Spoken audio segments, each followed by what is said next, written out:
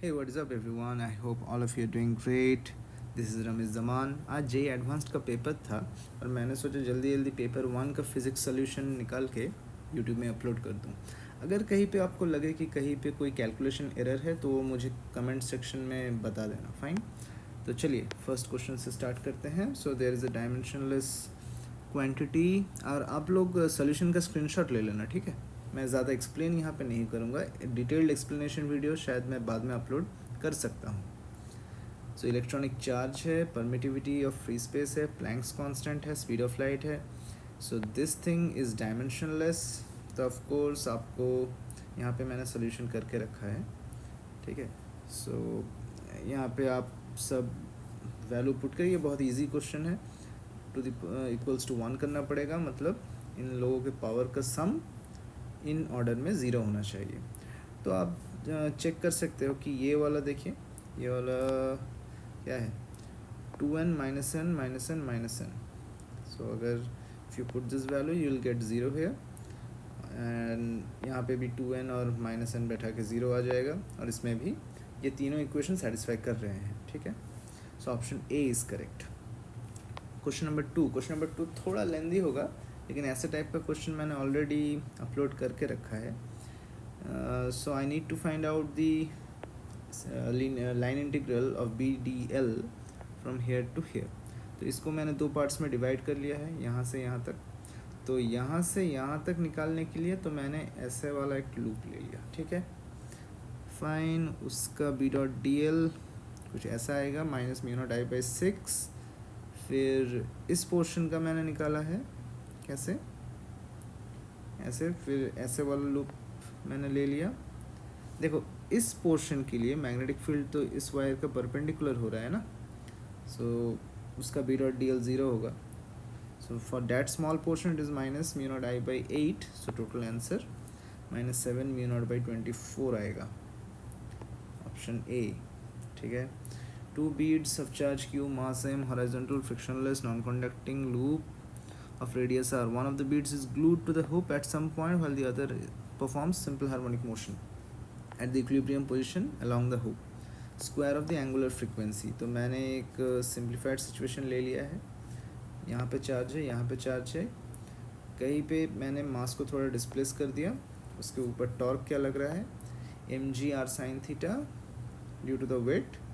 और अगर ये थीटा है तो ये थीटा बाई 2 होगा, because this guy will oscillate considering this point as the centre. So theta के रिस्पेक्ट में मुझे आंसर लिखना पड़ेगा. तो इलेक्ट्रोस्टैटिक फोर्स के लिए जो टॉर्क आएगा वो ये आएगा. उसके बाद tau equals to I alpha, alpha equals to omega square. So this is the final answer. So option B is correct. Fine. This kind of question, ऐसा टाइप का एक क्वेश्चन फिजिक्स गैलेक्सी के बुक में भी है, मैंने देखा है. So block of mass 5 kg, force is this Newton, t equals to 0, it is at rest at x equals to 1 meter, the position and momentum of the block at t equals to pi by 4. So this is a simple SHM का equation. So F equals to this, acceleration this, t equals to 0 में v equals to 0, x equals to 1. So as you can see that the mean position is x equals to half and particle starts from here, means ये वाला तुम्हारा amplitude है.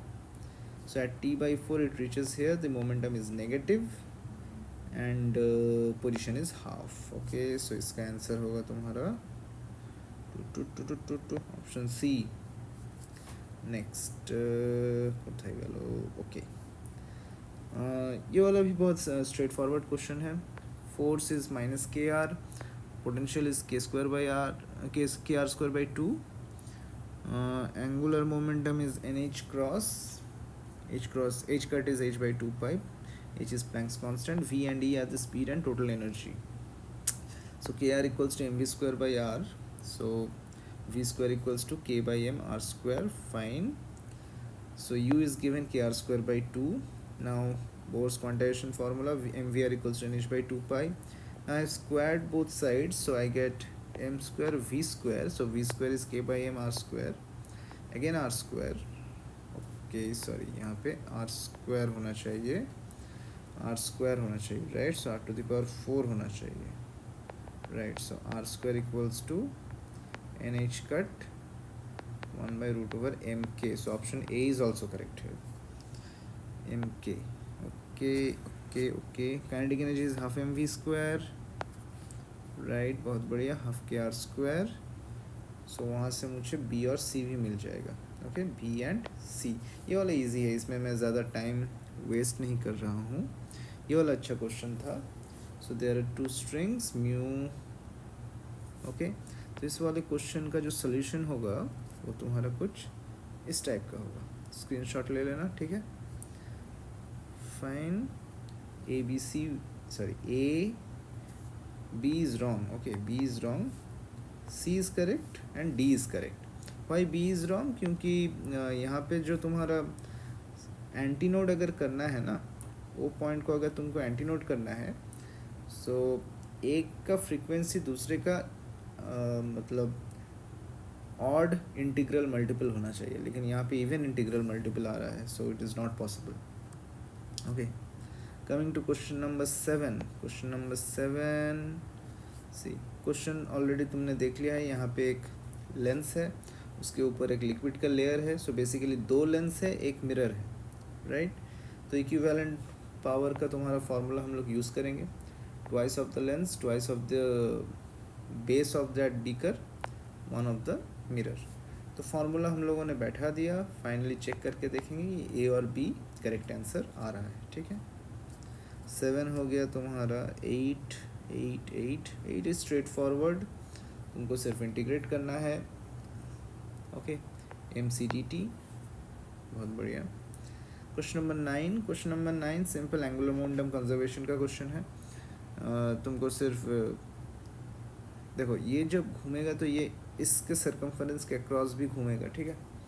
So we need to just conserve the angular momentum. इस axis के respect में जो angular momentum रहेगा,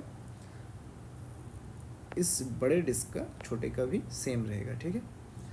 so answer यहाँ पे 12 आएगा. क्वेश्चन नंबर 10 बहुत इजी है. ये तुम्हारा सोल्यूशन रहेगा, आंसर होगा तुम्हारा 8.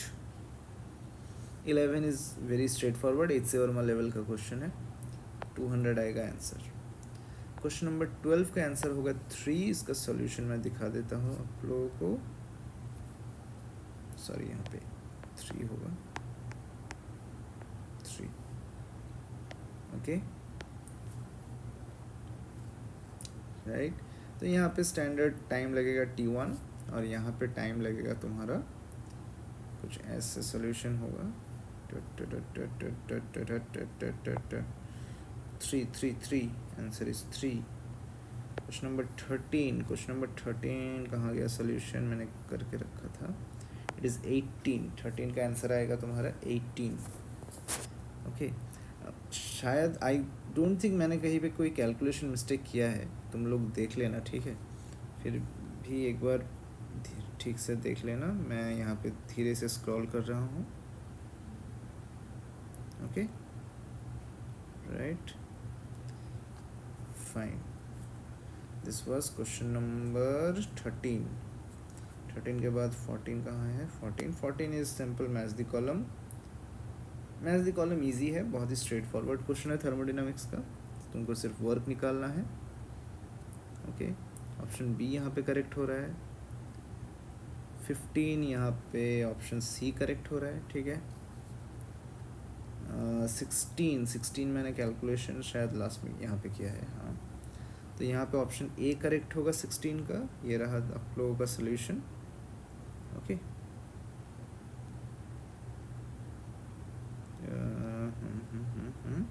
और लास्ट में यहाँ पे 17, यहाँ पे ऑप्शन ए करेक्ट हो रहा है, ठीक है. फाइन. तो ये हुआ तुम्हारा आप लोगों का पेपर 1 का सोल्यूशन. पेपर 2 का सोल्यूशन बहुत जल्द मैं लाने वाला हूँ, अगर यहाँ पे रिस्पांस थोड़ा अच्छा मिला तो. Thank you.